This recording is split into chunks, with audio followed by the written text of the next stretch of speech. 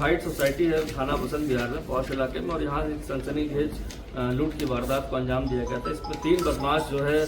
6th floor पर श्री विकास त्यागी हैं जो वादी हैं, उनकी पत्नी और उनके 2 बच्चों को जो है ओवर पावर करके उनके घर में 7.5 लाख रुपए जो कैश थे और अन्य जो जितनी भी ज्वेलरी थी जो उनके घर पे रखी हुई थी उसको सभी लूट कर ले गए थे। और बदमाश करीब 1.5 से 2 घंटे वहाँ पर रहे, और साथ ही साथ जब उनके ब्रदर जो विकास त्यागी के ब्रदर है इसी दौरान आए तो उनको भी ओवर पावर करके वहाँ पर बंधक बना लिया था। इस समस्त घटनाक्रम के बाद करीब 2 घंटे बाद जो है उनके बेटे विकास त्यागी के बेटे और उनके भाई को उन्होंने छोड़ने के लिए कहा, और एक परिचित की गाड़ी जो नीचे थी उसको लेकर ये छोड़ने के बाद आशा रोड़ी से आगे मोहंड के आगे करीब सहारनपुर में 20 किलोमीटर आगे जाकर उन्होंने हाईवे पर उनको छोड़ दिया, और समस्त मोबाइल फोन जो उनके कब्जे में लिए थे जो उनके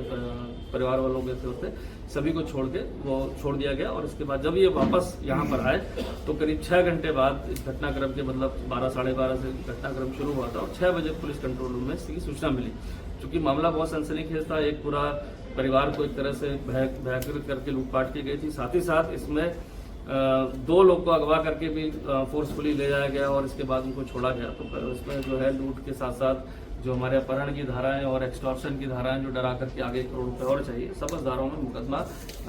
शालू त्यागी जी हैं उनकी पत्नी उनके यहाँ पर ये मुकदमा दर्ज कर लिया गया था। इसमें एक राजीव अग्रवाल का नाम भी आया था, जहां इनका कुछ लेन देन और पुराने प्रकरण चल रहे हैं, कोर्ट कचहरी में मामले चल रहे हैं, और जो उनको लगा कि इस षड्यंत्र में ये शामिल हो सकते हैं तो नेम्ड FIR राजीव अग्रवाल और षड्यंत्र और अन्य अज्ञात के विरुद्ध वादिनी द्वारा इसमें दर्ज कराई गई थी। प्रारंभिक जांच में वहां पर जो हमें पता चला कि CCTV फुटेज के आधार पर एक टैक्सी नंबर की गाड़ी जो स्विफ्ट गाड़ी थी उससे 3 बदमाश उतरे थे और वो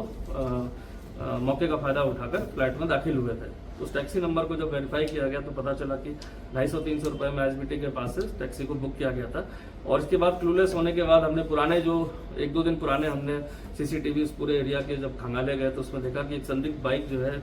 फ्लैट के आसपास 2-3 दिन दिखाई दी, और उसके बाद घटनास्थल से पहले भी वो घटना के पहले भी वो बाइक वहां पर दिखाई दी। उस बाइक के नंबर के आधार पर हमने एक व्यक्ति को इसमें चिन्हित किया जिसका नाम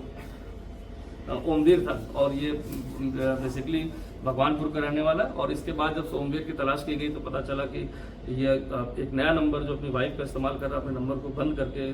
निकला हुआ है। तो मुखबिर की सूचना पर और जो हमारे पुलिस तंत्र के लोग जुड़े हुए हैं इसके आधार पर उसको आशा रोड़ी के आगे सहारनपुर जाते वक्त इसको अरेस्ट किया गया। इससे एक बैग मिला जिसमें 3.5 लाख रुपए जो उसको अपने हिस्से में इस लूट की षड्यंत्र की योजना में शामिल था उसको 3.5 लाख रुपए से मिले थे। प्रारंभिक पूछताछ में ये पता चला कि पहले भी एक बार अटेम्प्ट करने का प्रयास हुआ था, लेकिन वो एंट्री ना होने के कारण इस बार इसको ये रोल दिया गया था कि वो गार्ड को किसी मामले में उलझाकर जानकारी करने के लिए फ्लैट में कि क्या किराया है, यहाँ पर कितने फ्लैट खाली हैं, उसको रेंट पर चाहिए, और उलझाने के बाद 3 लोग की इसमें एंट्री कराई थी। तो कहीं ना कहीं ये पूरे